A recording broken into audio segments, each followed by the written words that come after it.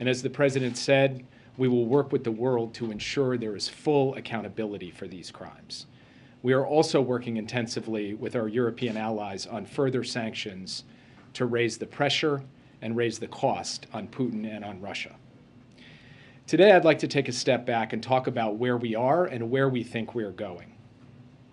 Russia launched its invasion of Ukraine more than a month ago. When Russia started this war, its initial aims were to seize the capital of Kyiv, replace the Zelensky government, and take control of much, if not all, of Ukraine. Russia believed that it could accomplish these objectives swiftly and efficiently. But Russia did not account for the strength of the Ukrainian military and the Ukrainian people, or the amount or effectiveness of military assistance provided by the United States and its allies and partners. The Ukrainian people, backed resolutely by the United States and other nations, have held firm. Kyiv and other cities still stand. The Ukrainian military has performed exceptionally well, and many Ukrainian civilians have joined local militias in addition to using nonviolent means to resist. Vladimir Putin also believed that the West would not hold together in support of Ukraine.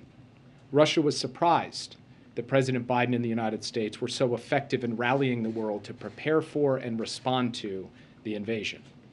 And after President Biden reinforced and reinvigorated Western unity at a series of summits in Brussels just 11 days ago, the Russians have now realized that the West will not break. At this juncture, we believe that Russia is revising its war aims. Russia is repositioning its forces to concentrate its offensive operations in eastern and parts of southern Ukraine, rather than target most of the territory.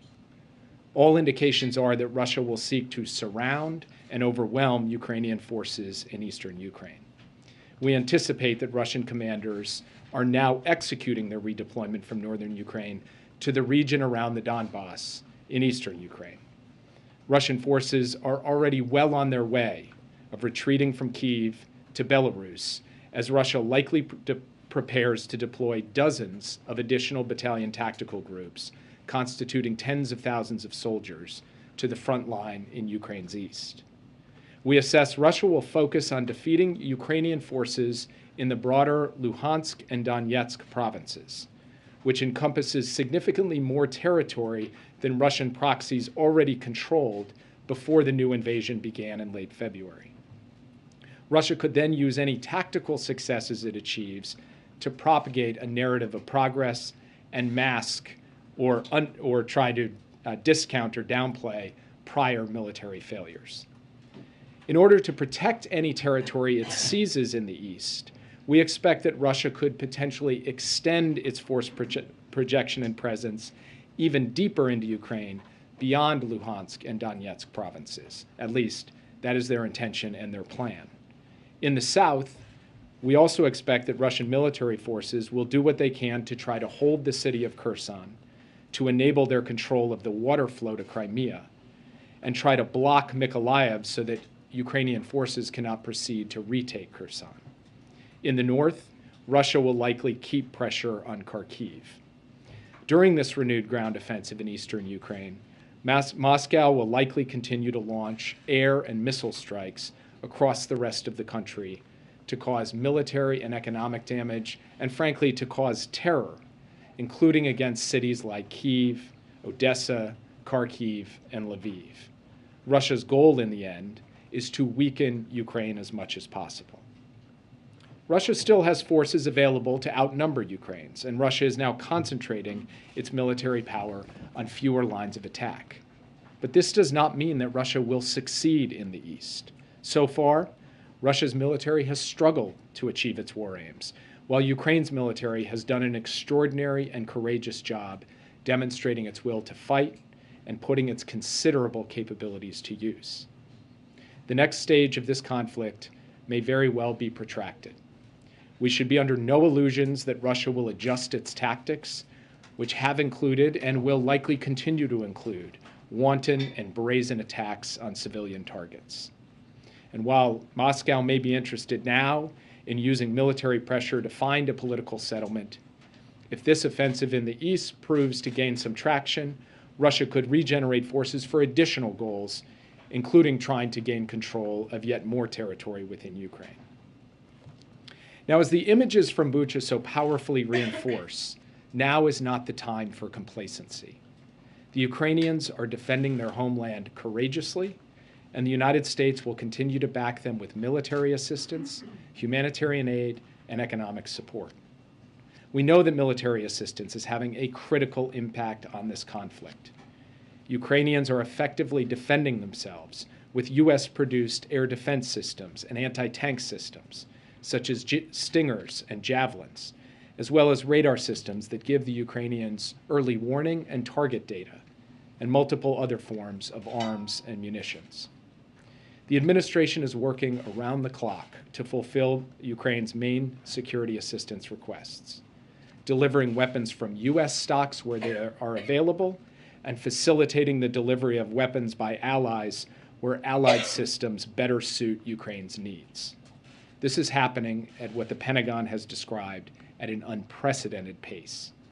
Last Friday, we announced an additional $300 million in security assistance, bringing the U.S. commitment to $1.65 billion in weapons and ammunition since Russia's invasion, and $2.3 billion since the beginning of the administration. The latest package includes laser-guided rocket systems, Puma unmanned aerial systems, armored high-mobility multi-purpose wheeled vehicles, and more.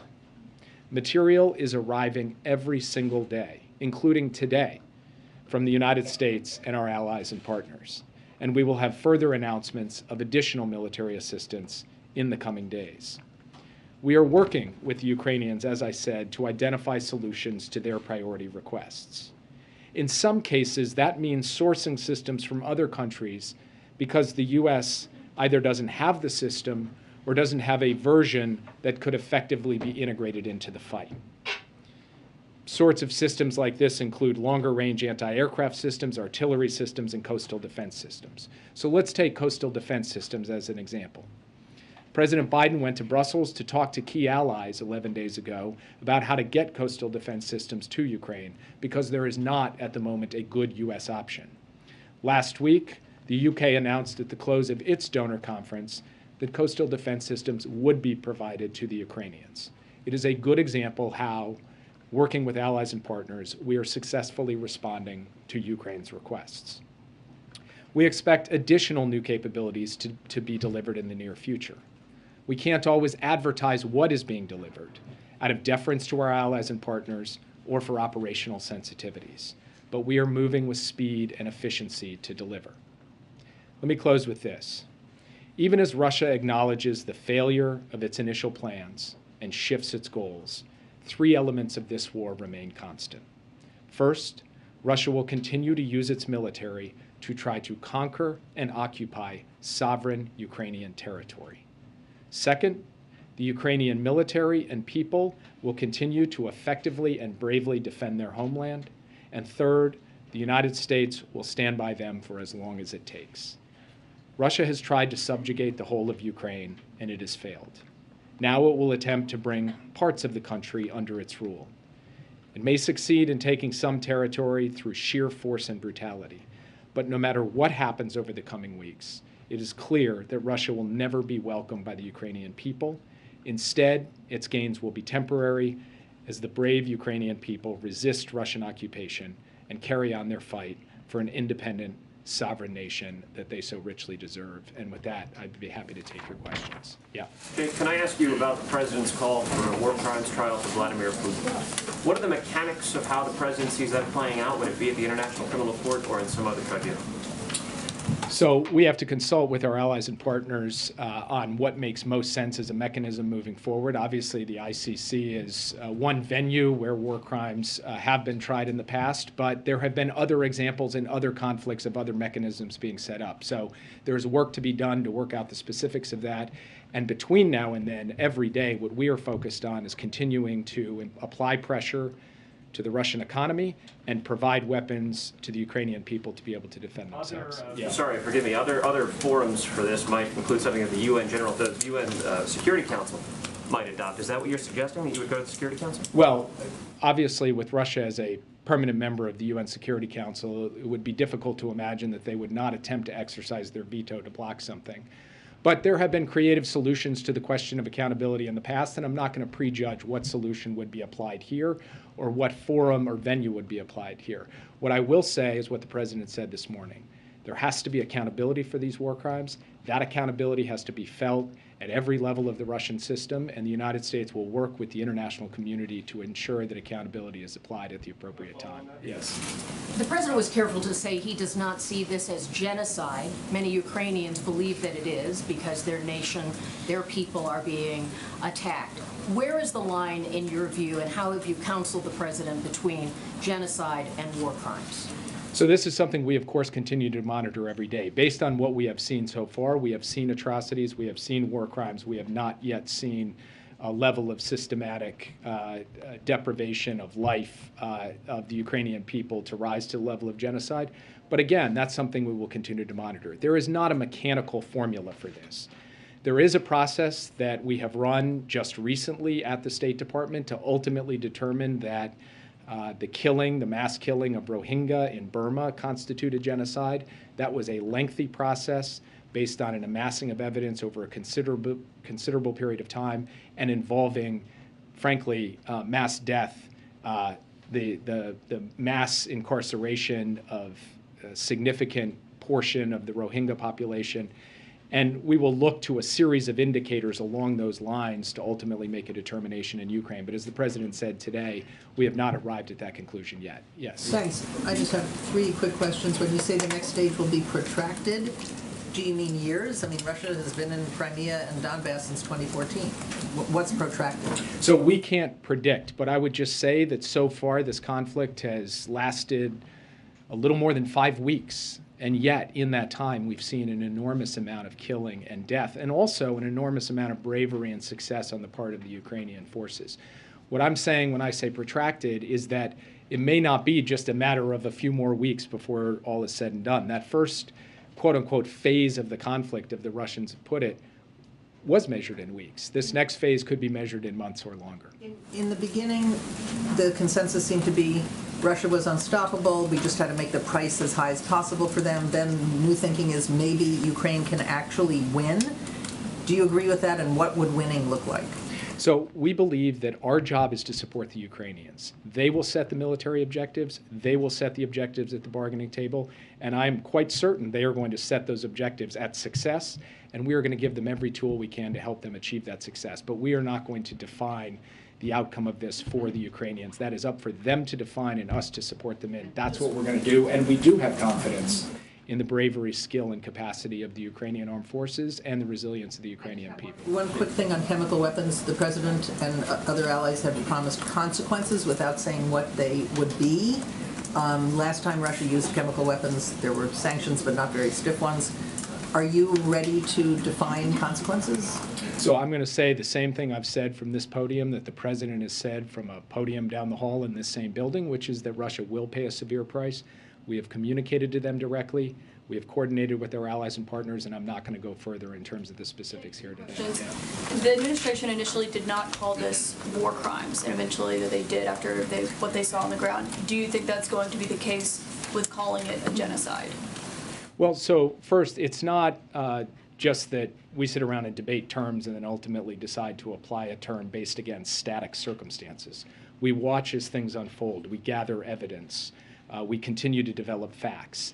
And as we gathered evidence and as we got the facts together, we ultimately came to the conclusion that war crimes were committed. And in fact, I would say on this front, President Biden was a leader.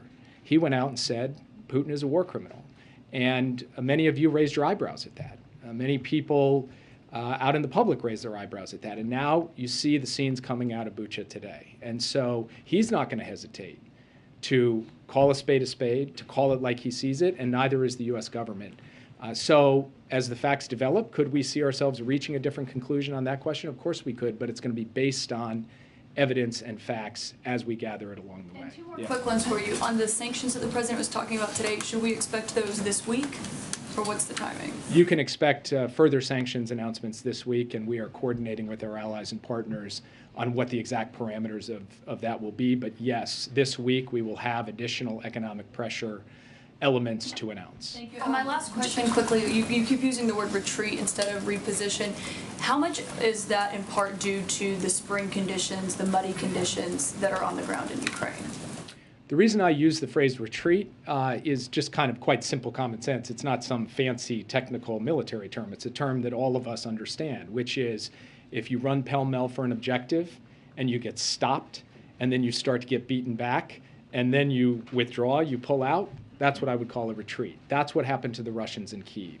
They attacked Kyiv, they failed, they started to get beaten backwards by the Ukrainian military, and they ultimately retreated back across the border into Belarus. Now, with those forces, as I said in my opening comments, they are not intending to stand pat. They are going to reposition those forces to go after a different objective, a scaled-down objective, but nonetheless a dangerous and disturbing objective, which is to conquer and occupy territory in eastern Ukraine.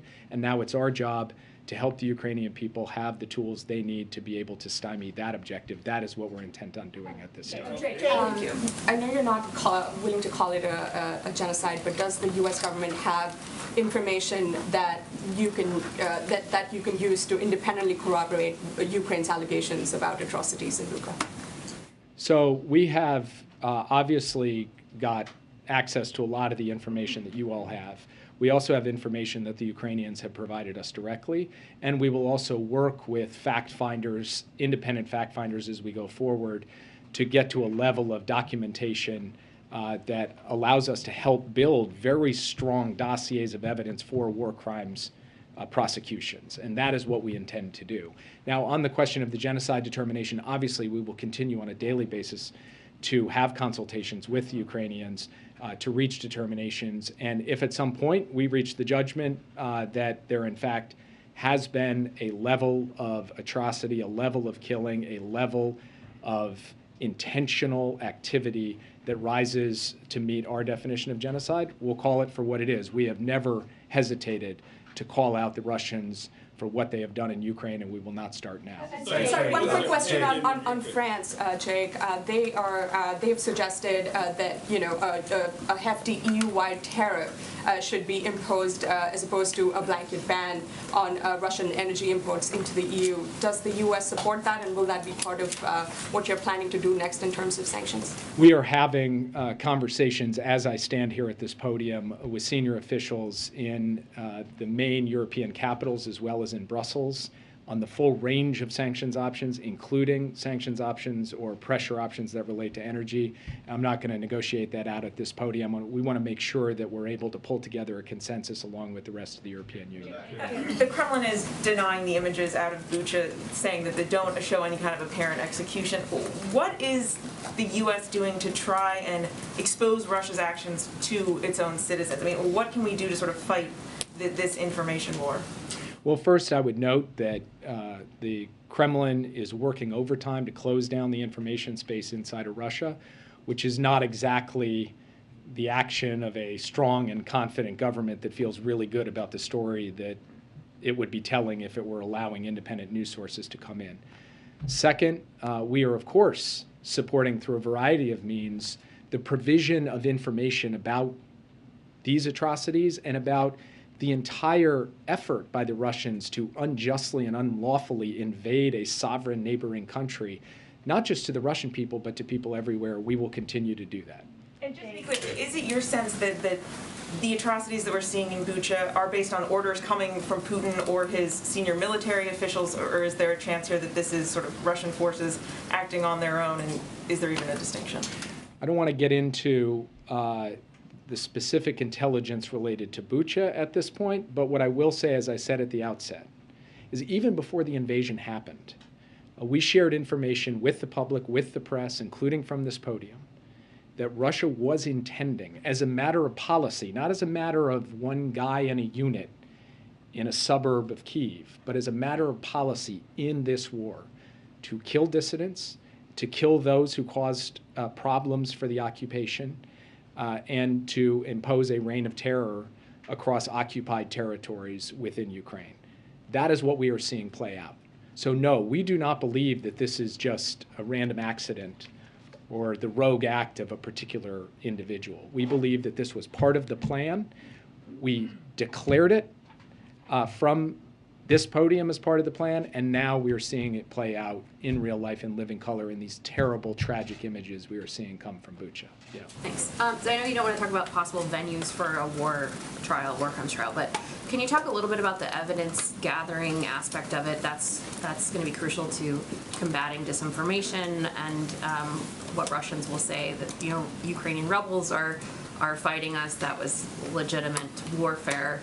What happened, that could be a tactic they're taking. So can you walk us through the evidence gathering, who's doing it, other people on the ground gathering evidence? How long does that take to sort of build a case, and what does that look like?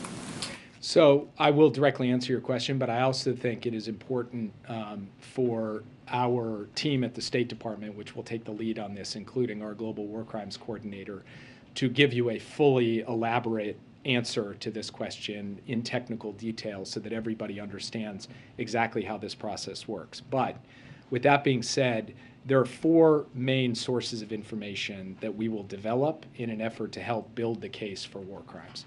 The first is the information we and our allies and partners gather, including through intelligence sources.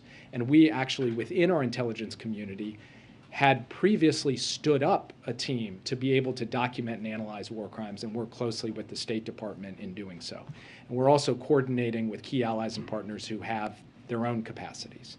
The second is what the Ukrainians themselves will do on the ground to develop this case, to document the forensics of these tragic and senseless killings in this particular instance and in other instances across Ukraine. The third is international organizations, including the United Nations, but others as well, prominent international non-governmental organizations with real credibility and expertise in this area. And then the fourth is all of you, because part of building this case is relying upon the global independent media who has images, interviews, documentation. And when you put all of those 4 sources together, you can build, we believe, a package that can stand up to the relentless disinformation we are likely to see and have already started seeing from Russia, and that ultimately the truth will withstand the assault on the truth that we can expect to come from Moscow. On former President Trump, he's having Save America rallies where he's decrying the Biden administration, decrying the response that you all in the White House have been given to this war in Ukraine. He said if he was here in office, he would do it better. It wouldn't happen under him. What is your response to the former President Donald J. Trump saying these things about the current administration? I don't have a response to the former president. We are focused on getting the job done, getting the support to the Ukrainian people that they need, applying unprecedented pressure to the Russian economy, and building a form of Western unity that no one could reasonably have expected and that we have sustained through the early weeks of the war and will sustain for the period ahead. And I'll leave the commentary on what the former president said to others. Do you think they're doing enough? Thank you very much. Thanks, Jake. To follow up on what you said about Ukraine setting terms for any potential resolution, President Zelensky said on Face the Nation that with regard to any potential peace agreement, the important thing in this agreement are security guarantees, but he also said the U.S. has not provided any yet. Is the U.S. considering that, and what would that look like? So we are in regular contact, and by regular I mean near daily contact. I personally am in near daily contact with my counterpart in the Ukrainian government, and we are talking constantly about how we can support a negotiated solution that defends Ukraine's sovereignty and territorial integrity. And we have told them that we are prepared to do our part to support that, including by ensuring that Ukraine has the means to defend itself in the future. I'm not going to get into the specifics of what those negotiations are, because I believe it's very important that they have a protected space to be able to be carried out. But you can rest assured that the United States is actively working in consultation with Ukrainians to support their efforts at the peace table. And then a question on the sanctions. You just said that you're under no illusions that Russia will adjust its target. So what function will an additional sanctions package have when you announce it? So I would say 2 things about the sanctions. One is that sanctions are intended to impose costs so that Russia cannot carry on these grotesque acts without paying a severe price for it. The other is to have an effect on Russia's behavior over time. But as President Biden has made clear repeatedly, we don't expect that that shift in behavior will be caused by sanctions overnight or in a week. It will take time to grind down the elements of Russian power within the Russian economy, to hit their industrial base hard, to hit the sources of revenue that have propped up this war and have propped up the kleptocracy in Russia. That's going to take some time to play out. But there's no better time than now to be working at that so that the costs end up setting in and that ends up sharpening Russia's choices. So sanctions are not alone going to solve any of these problems, but they are a critical tool in ultimately producing a better outcome to this conflict than it would otherwise be produced. Have the revelations about Bucha prompted the administration and its allies to reconsider what kind of military assistance they provide to Ukraine? Are tanks now part of potential transfers that could be provided to the Ukrainian military? So I'm not going to get into certain specific systems because, as I said at the outset, there are operational sensitivities and the sensitivities of our allies and partners for why we wouldn't speak about a particular capability like tanks. But I will say this.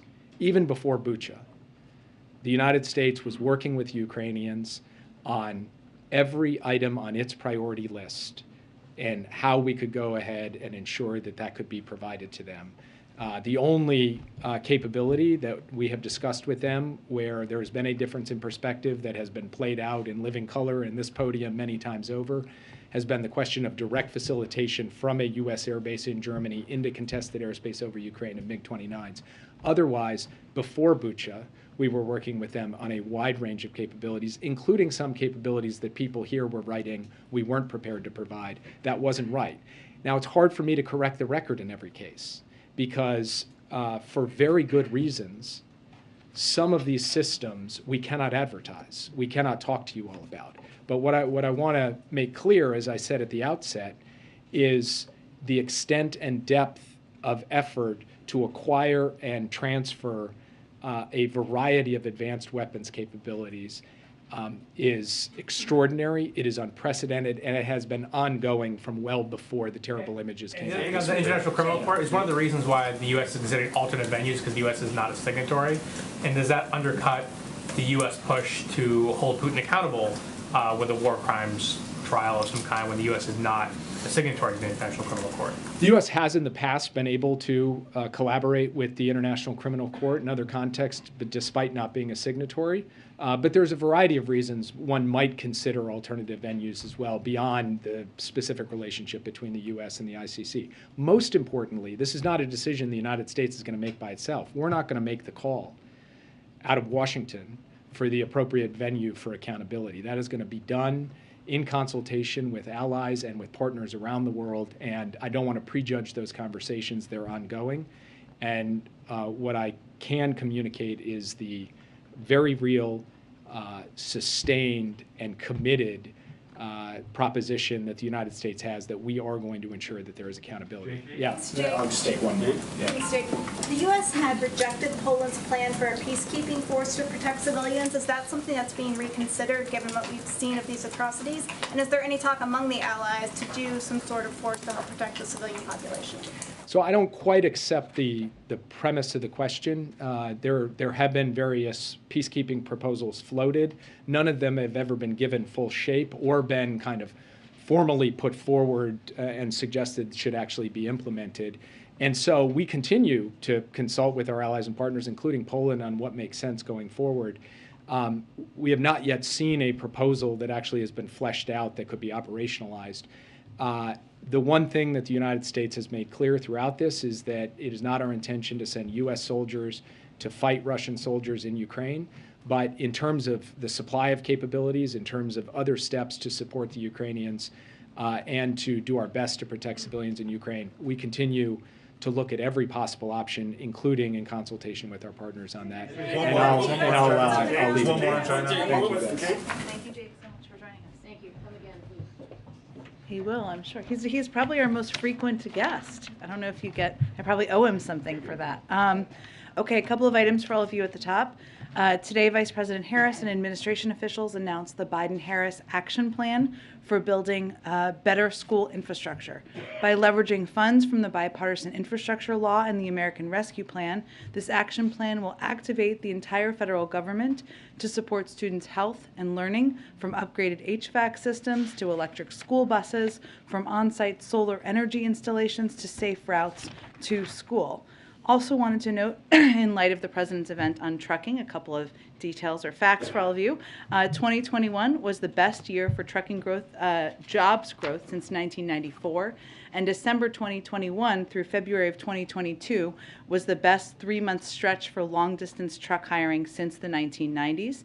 Thanks to the efforts of the Department of Transportation, we doubled the issuance of commercial driver's license issuances in January and February 2022 compared to the prior January and February of 2021. And over 100 employers, including Domino's, Frito-Lay, and UPS, launched registered apprenticeship programs in the past 90 days. This could result in more than 10,000 additional apprenticeships nationwide, which of course get more people, more truckers trained, more trucks on the road, more goods moving around and onto shelves across the country. Also wanted to note, I think you all saw this, but just to confirm for all of you, tomorrow the President and Vice President will be joined by former President Obama to highlight how the Affordable Care Act continues to lower health care costs for American families. This will be the first time former President Obama returns to the White House since leaving office.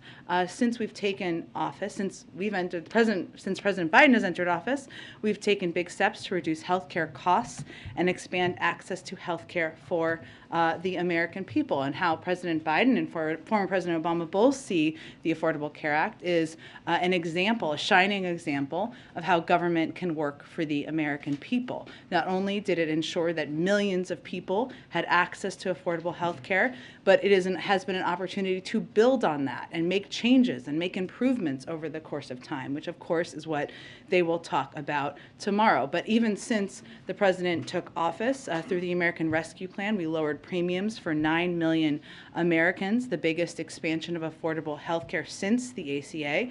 We've made affordable health coverage more accessible during the pandemic through the opening of the special enrollment period, which enabled nearly 3 million Americans to have access to newly sign up for coverage under the ACA.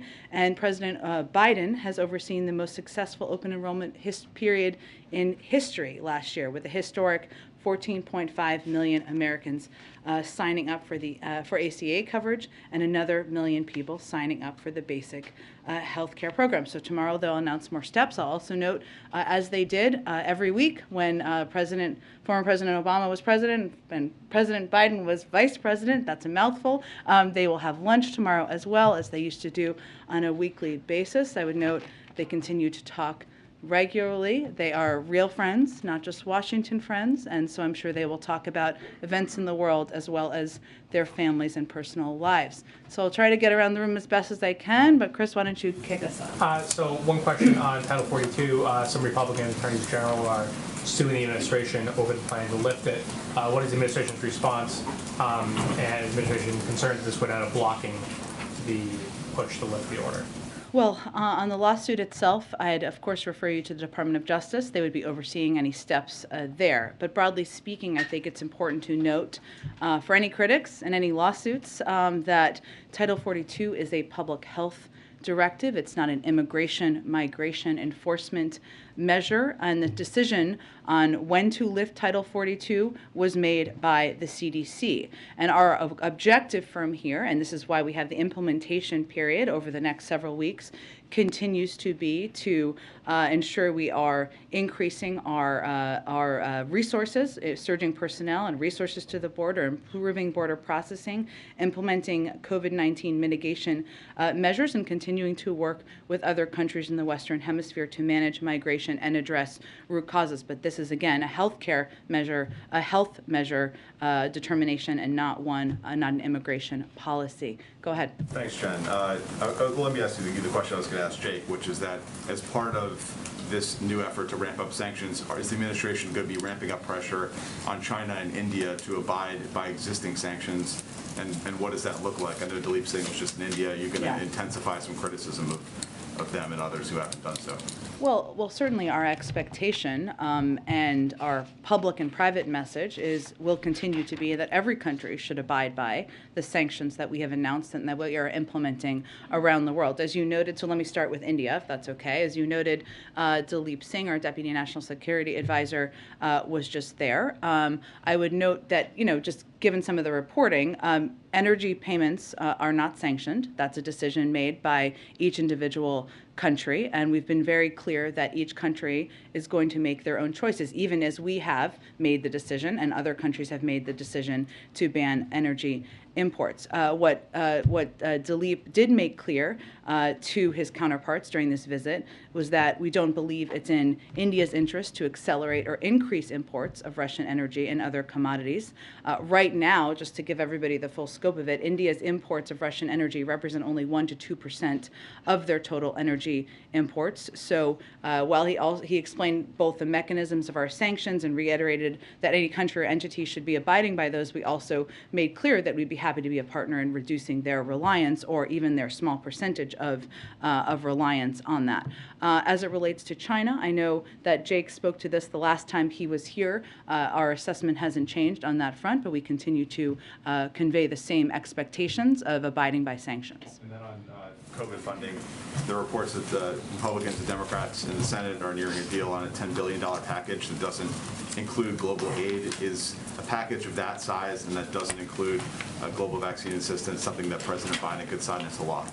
Well, let me first say that we are encouraged by the strong progress that Congress is making in finalizing a deal, not yet final, but finalizing a deal to fund some of our most very urgent COVID response needs. I would remind everyone that what we had requested was $22.5 billion, not $10 billion, in order to achieve a number of objectives, including securing enough booster shots for the general population, purchasing more monoclonal antibodies and Evusheld for the immunocompromised, maintaining our testing capacity, getting shots in arms abroad, to go to your question, and funding for variant-specific vaccines if needed.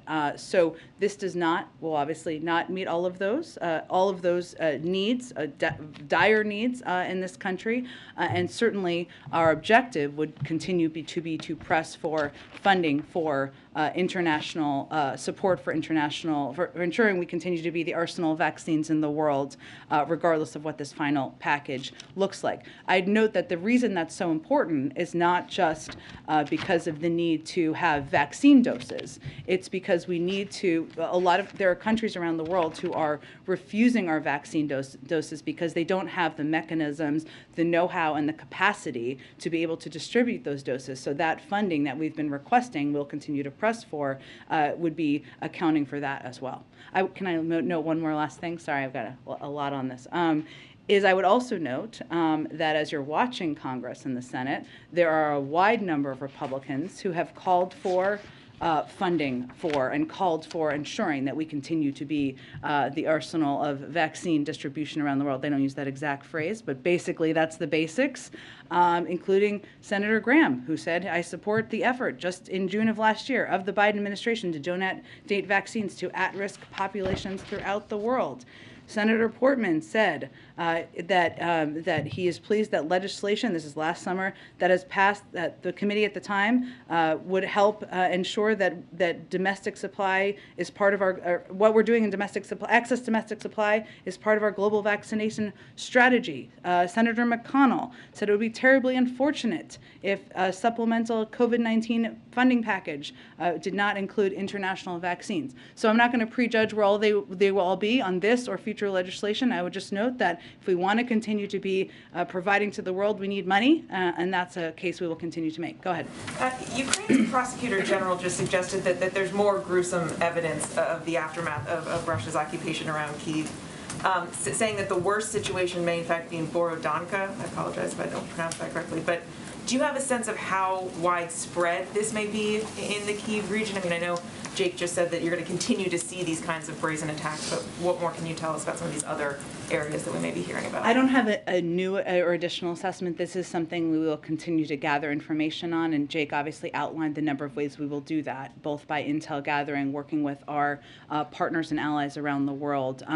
But I would also note, Mary, to go back to your earlier question, that the fact that we're seeing these horrific images from Bucha around the now around the world, thanks to all of your broadcasts and many global broadcasters. I mean, we have access. There's access to this area. There's not access to a lot of the areas around Mariupol and other areas of Ukraine where we have not even begun to see the impact of the atrocities and the impact of what, as Jake said, President Putin and the Russians made clear they were intending to do from the outset of the war. So while I don't have additional assessment, I would just note that we should brace ourselves for what we may see as we gain greater access and learn more about what atrocities they've implemented. Go ahead. Thank you. The U.S. ambassador to the UN says that tomorrow she's going to go to New York and seek Russia's suspension from the Human Rights Council. Is that at the direction of the president? Yes. The president does not believe. He believes it's ludicrous for Russia to be a member of the Human Rights Council, and certainly the ambassador spoke to this today, and while she was on her overseas trip, and she will continue to make the case in her role when she returns to New York. Why not seek to permanently expel them from the Human Rights Council? I would point you to our UN ambassador on what specific steps, but obviously removing them would be the next appropriate step in the process. Go ahead. Thank you, Jen. So President Biden is talking about putting Putin on a wartime trial. Does he expect Putin to turn himself in to stand trial, or does he think somebody's going to have to go into Russia and arrest him? Well, without getting into the mechanisms, which I know were the good questions everybody was asking our national security advisor, there is precedent in the past of how this process can work. We're not going to prejudge what the process would work or what steps would be taken through an international legal process. So that's not quite where we're at right now, Peter, and I can't give you a sense of the mechanisms of if convicted, what would happen. Okay, a question about college sports. In some places like the Ivy League now, there are biological males competing against women. Does the White House think that is fair? Well, I would note that we're not the governing body for the NCAA or any other system out there that I believe you're probably referring to the case over in swimming in the NCAA. We understand how important sports are to student athletes across the country, but the NCAA obviously puts these policies in place. What I would say, Peter, if we look at this broadly, is that we celebrated International Transgender Day of Visibility last week with a slate of new actions to ensure we are continuing we continue to protect the dignity and identity of all Americans. And at a moment where we're looking at and we're seeing increased mental health issues related to young people, especially LGBTQ plus young people, we're providing additional funding and resources to address this issue. And we hope all leaders can focus on those important issues and the impact on many of these young people who are impacted across the country. And then one about this new law in Florida. At what age does the White House think that students should be taught about sexual orientation and gender identity?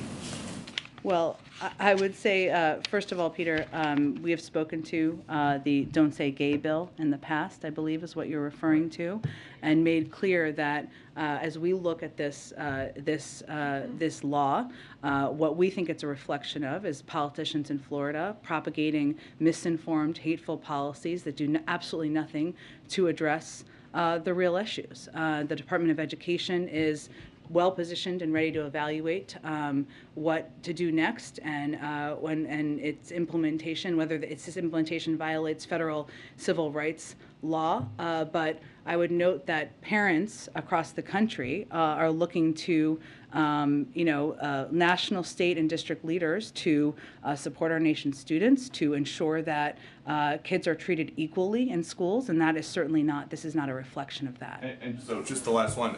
So if you guys oppose this law that bans classroom instruction about sexual orientation and gender identity in K through 3, does the White House support that kind of classroom instruction before kindergarten? Do you have examples of schools in Florida that are teaching kindergarteners about sex education? I'm just asking for the president's Well, I think that's a relevant question, because I think this is a politically charged, harsh law that is putting parents and LGBTQ plus kids in a very difficult, a heartbreaking circumstance. And so I actually think that's a pretty relevant question. Go ahead. On the Ukraine atrocities, Jake referenced some of the images that all our news organizations have been gathering. Is the administration able to gather other and document other cases that you have assembled that we may not be aware of in terms of this collection of data on war crimes, rapes, murders, things like that we have not yet seen? Is there more data? On the ground, you mean? Yes. So I'm sure you've seen, Kelly, that the EU announced their intention to send a team there, which obviously hasn't happened yet, but that was an announcement made earlier today. Certainly through intel gathering, we likely do have access to different types of information. We've declassified a range of information over the course of time, which I would expect we continue to do. We will continue to do. Right now, I can't give you an assessment of what we may know that you don't know, but I would just say and reiterate what Jake said, which is we're going to use every tool at our disposal we can. Some of that is through intel channels. Some of that is, of course, working with our counterparts around the world to gather as much data and information as we can. It is difficult to go back to an earlier question, given that we need access, or even our European friends and partners need access to gather, but it is vital, it is important, and we are going to do everything we can to support those efforts from here. And if the Russians are able to take some territory in the east and have greater stability of their control there, would it ever be the U.S. position that that could be a stable outcome, or is maintaining the current map of Ukrainian sovereignty what the West would want? Sure. Well, it's going to be up to the Ukrainians and Ukrainian leaders to determine what the diplomatic path forward looks like here, what discussions, what negotiations they are comfortable with. What our objective is, and what tool we feel we can most be effective at, I should say, is supporting them and strengthening their hand in these negotiations. And that includes not just the economic support, the military support. I would note over the course of the last couple of days, the Department of Defense announced an additional package beyond what was announced just a few weeks ago. So we're going to continue to do that. But in terms of the negotiations and what they would be comfortable with, we're here to support them, and we're not going to predetermine that. Go ahead. Thanks, Jen. Just last week, you said that the U.S. is sending a protective gear to Ukraine to help shield Ukrainians from chemical weapons use. Have those deliveries been made, or have they started? Is there any timeline specifically for those deliveries? Because Jake did mention that deliveries have started. Sure. I can check for you a status of that. We try to do it in an expedited manner, and we still have means of getting equipment, of a range of equipment, to people who need it on the ground, and I can check if that equipment has been delivered or is in process, I guess you're asking. Yeah. And I have a quick question on Elon Musk and him picking up a 9% stake in Twitter, which makes him the largest shareholder in the company.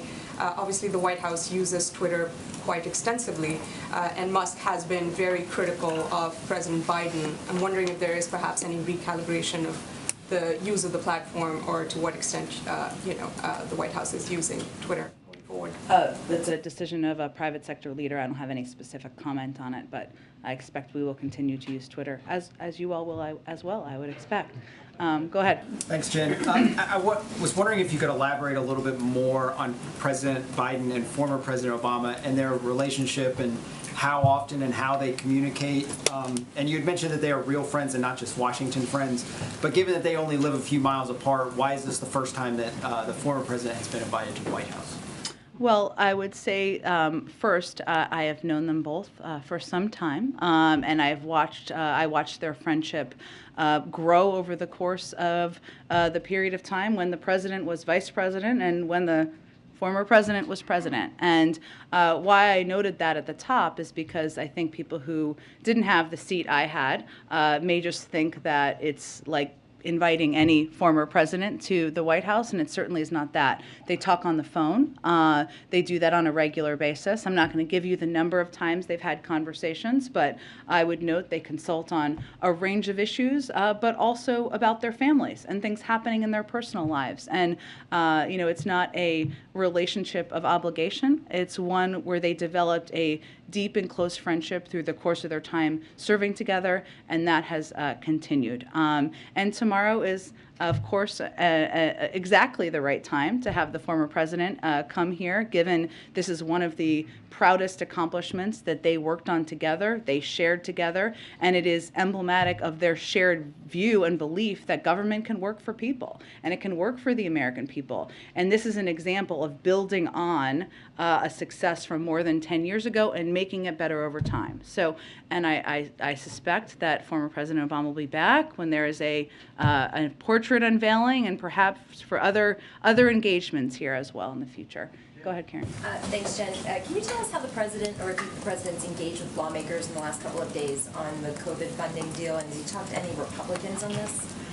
I'm not going to give you an outline or a detail of people he's spoken to. I will note that it's rare that I am in the Oval Office on any given day where he doesn't just pick up the phone and call a member of Congress, often a Republican, at least when I'm in there, to talk to them about a range of priorities. This is clearly a huge focus for the president because of the dire need we have at this moment to get this funding through, and the fact that we are already at a point where we have had to halt, delay a range of programs and purchases that we feel are imperative. I would note that on the global side, we already need to stop plans to expand the global vaccination initiative to more countries. We'll also have to immediately scale back our global efforts to provide life-saving tools. This is a little bit of what I mentioned earlier, like oxygen systems, antiviral pills, things that can cut death rates by 90% for the unvaccinated. And I would also note that even as we're very encouraged by the progress, we're going to need more, because our objective here is going to continue to be ahead of the process and be ahead in planning to make sure we can have funding for antivirals, the vaccines needed for people for many months to come. And just to be clear, so he has been talking on this specific issue? He's been engaged with a range of members about a range of issues. This is a huge priority. I'm just not going to get into the details of what those calls look like. Go ahead. Thanks, Jen. I just wanted to clarify on what I was asking Jake there, because it sounded like at the end he was leaving open the possibility of U.S. boots on the ground to protect civilians in Ukraine or to protect the supply chain. I don't think that was his intention. He did say in terms of the supply chain or civilians that you're discussing all possibilities with allies. Nothing has changed about the president's view about boots on the ground. Go ahead. Okay. So the jobs report came out on Friday. Inflation is at 7.9%. It shows average hourly wages went up 5.6%. Wonder what the level of concern is for the president and the White House that people will stop spending because the stuff they want is more expensive, and that leads us to a recession. Well, I would say on the latter part of your question that what we know is that the economy is strong. Our recovery has been strong, and that continues to be. While we of course are monitoring progress and where we have concern, including rising costs and obviously the need to continue to address inflation.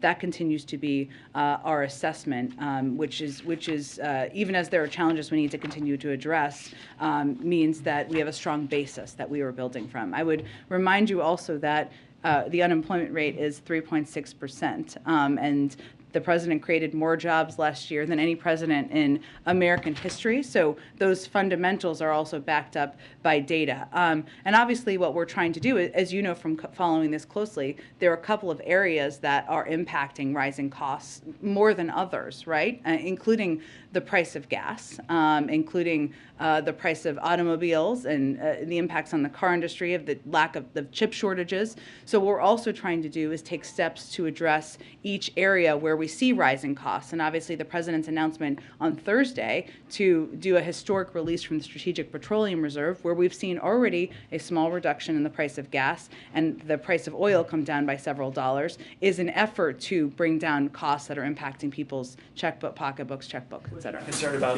consumers stop spending. We, of course, continue to assess, but I don't have any projection of that at this point in time. One thing on the wealth tax. Elon Musk tweeted out last week that Tesla and SpaceX would have died if such a tax existed in 2008 after the Great Recession.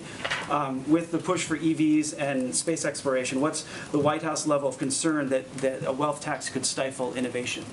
Well, I would first say that, right now, America's teachers and firefighters pay a higher tax rate than billionaires. I don't even think Elon Musk probably thinks that's fair. I don't know who thinks that's fair. It's not fair, and that should not be the case. And so what this proposal does, and why the president supports it, in his view, is it fixes that.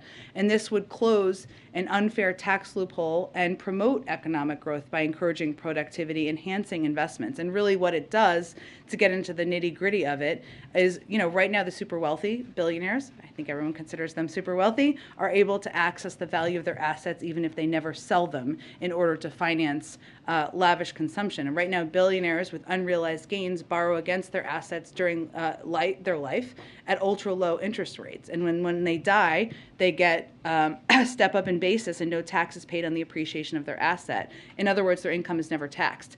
That's not fair, and I think what the president's trying to do, and what many senators and others support, is closing that.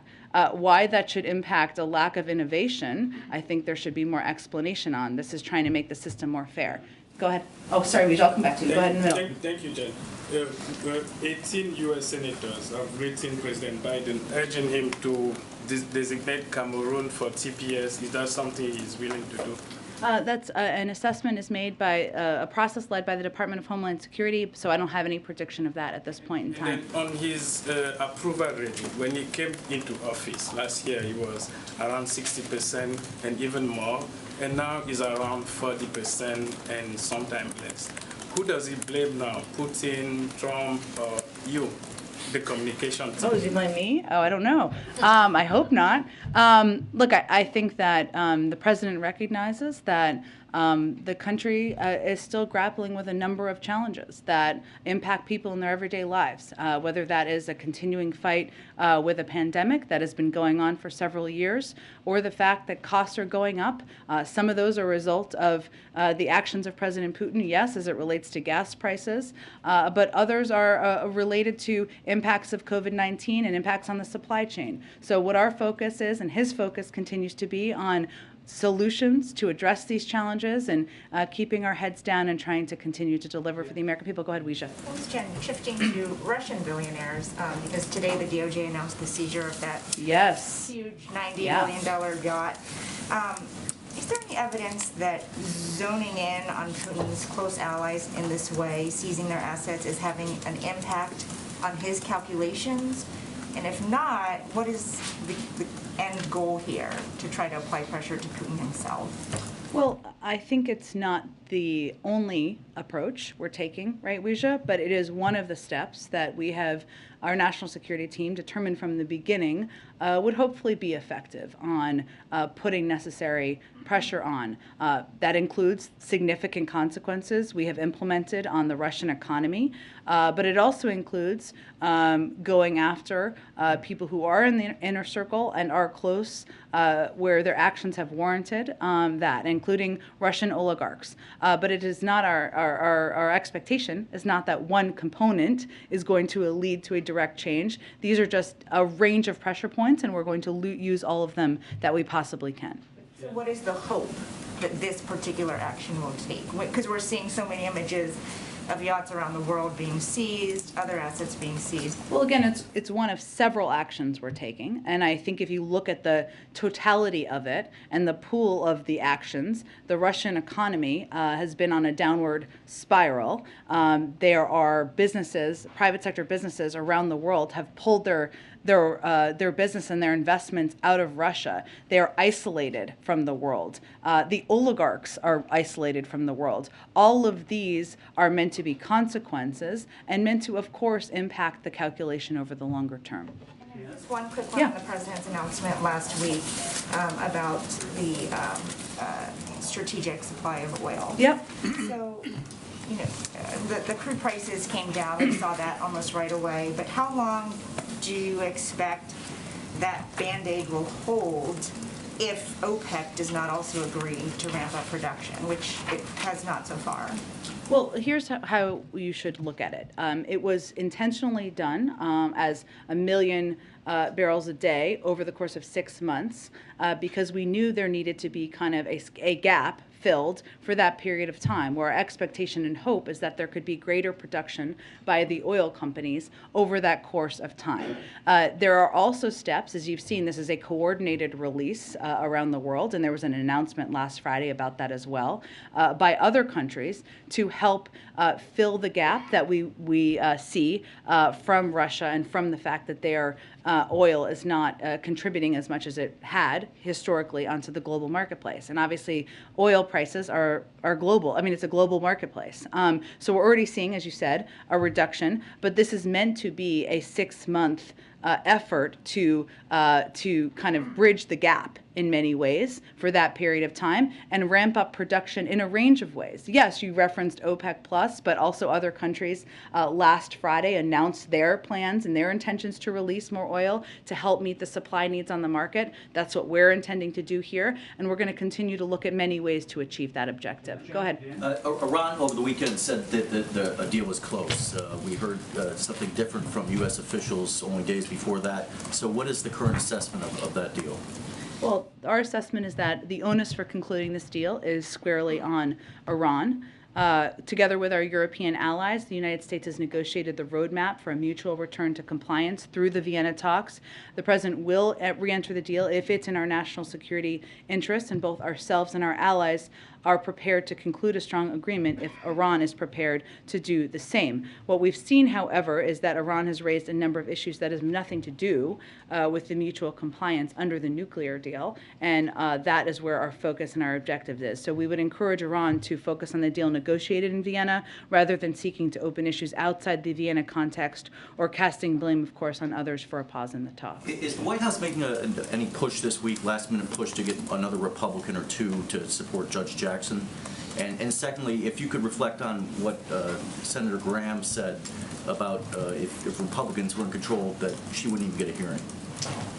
Let me say on the first part that our view continues to be that Judge Jackson's credentials, her record, warrant bipartisan support.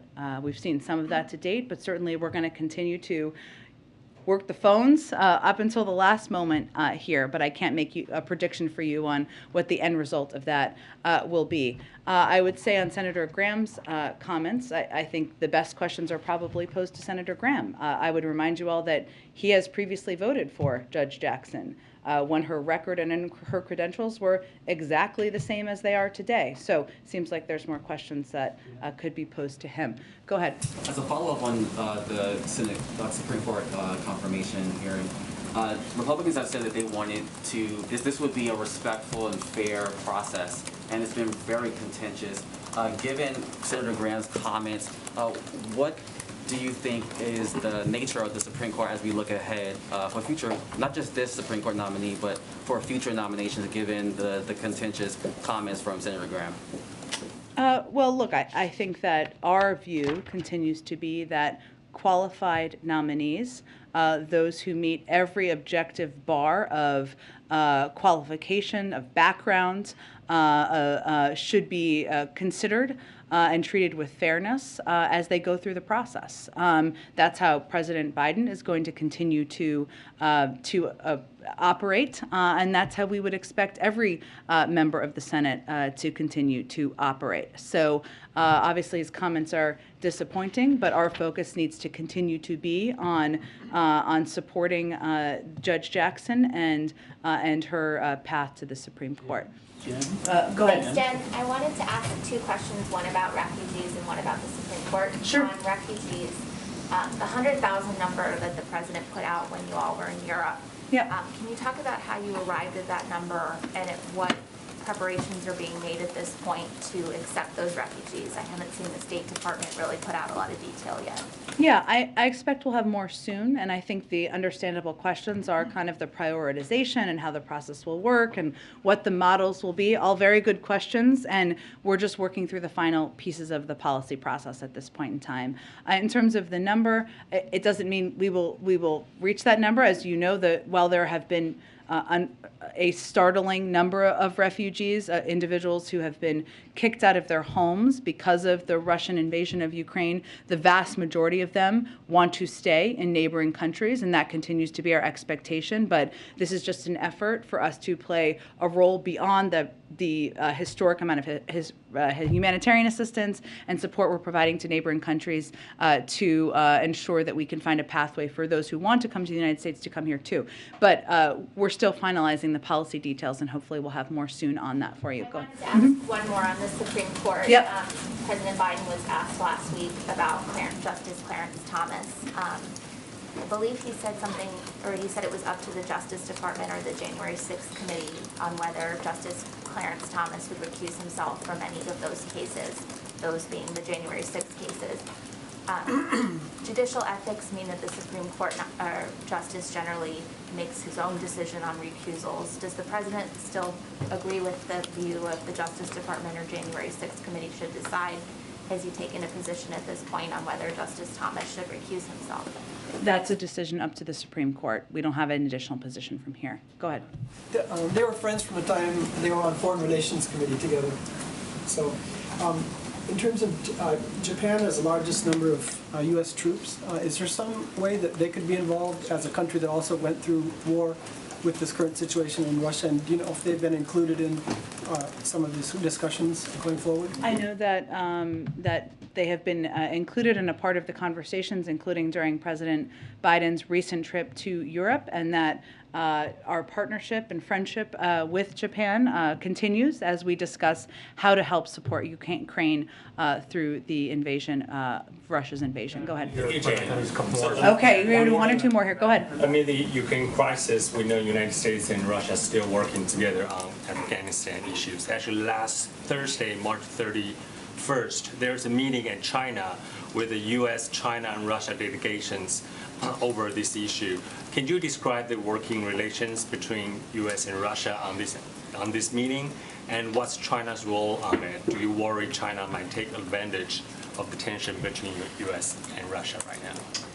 And just so I make sure I'm unpacking your question and what you're asking about, a meeting on Afghanistan between Russian, U.S. and Chinese officials. Yes. I would really point you to the State Department. I'm happy to get more details on it and see. I would note that Russia and China are both members of the P5+1, and obviously we're continuing to pursue a diplomatic deal there as well. So there are other examples of us working even as we are horrified by the atrocities in Ukraine. Okay, last one. Thank you, Jen. Moments ago, you said that it was ludicrous that Russia would be allowed to sit on the UN Human Rights Council. I'm wondering if the president wants to see China remain on that Human Rights Council as well, given that his administration has already made a determination that China's engaged in genocide against the Uyghur people. Well, our focus right now on the international stage on this question is on Russia, given the invasion of Ukraine and given what we're seeing, the photos from Bucha, others that we may see in the future.